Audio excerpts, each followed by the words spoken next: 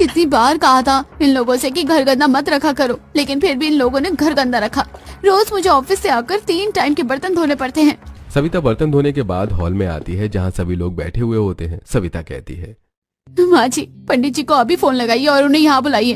हम पंडित जी से अनिमेष के लिए कोई लड़की पूछेंगे और जितनी जल्दी हो सके अनिमेष की शादी कर देंगे। ठीक है बहू, हाँ लगाती हूँ। शोभा फोन लगाकर पंडित जी को बुला लेती है। पंडित जी कुछ लड़कियों की फोटो दिखाते हैं, जिनमें से एक लड़की की फोटो परिवार वालों को पसंद आ जाती है। अगले दिन सभी लोग रश्मि को देखने के लिए तैयार होकर घर से निकलते हैं। उधर दूसरी तरफ रश्मि की माँ उससे कहती है, रश्मि बेटा, आज लड़के वाले तुझे देखने आ रहे हैं और एक तू है। सुबह से तुझे इतनी ठंड लग रही है कि ना तो तूने कोई काम किया और ना ही तू नहा कर आई। आपको पता है ना कि मुझे कितनी ठंड लगती है, इस ठंड में मुझसे काम नहीं होते। ऐसा कहकर रश्मि चली जाती है। तब शुभांगी अपने आप से कहती है, हे भगवान, इस लड़की को इतनी ठंड लगती है, पता नहीं ससुराल में ये कैसे काम करेगी।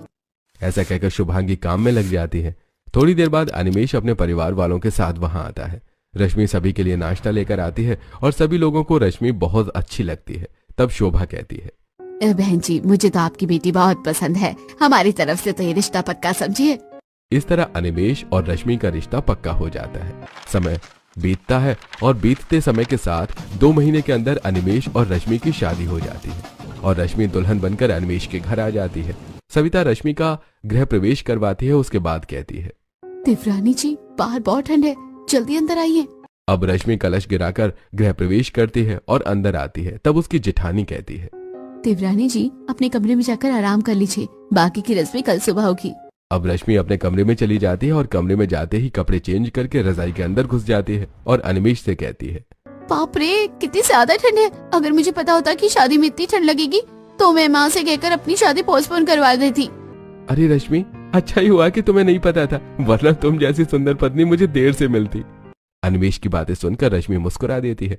ऐसी दोनों बातें करते रहते हैं। अगले दिन सुबह रश्मि उठकर रसोई में आती है तो देखती है कि सविता रसोई में काम कर रही है। वो सविता से कहती है, सविता भाभी, इतनी ठंड में आप सुबह सुबह इतना सारा काम करके ऑफिस भी जाती हो, मुझे तो बड़ा ही आश्चर्य होता है। हाँ रश्मि, अब तो मेरी आदत बन गई है। वैसे मैंने खाना सारा बना दिया है, तुम सभी को बुला लो, मैं खाना लगा देती हूँ। रश्मि सभी को बुलाकर ले आती है। सभी लोग डाइनिंग टेबल पर बैठकर खाना खाते हैं। सभी लोग खाना खाकर चले जाते हैं। तब रश्मि और सविता भी बैठकर खाना खाती हैं। उसके बाद सविता सारे बर्तनों को इकट्ठा करके सिंक में ले जाती है और धोने लगती है। तभी रश्मि पीछे से आती है और कहती है, भाभी मैं भी आपके साथ बर्तन धुलवा देती हूँ। नहीं नहीं रश्मि, उसकी कोई जरूरत नहीं है, मैंने 1 हफ्ते की छुट्टी ले रखी है और वैसे भी अभी तुम नई हो, मैं काम खुद ही कर लूंगी। तुम जाकर अनिमेष से बातें करो। ठीक है भाभी।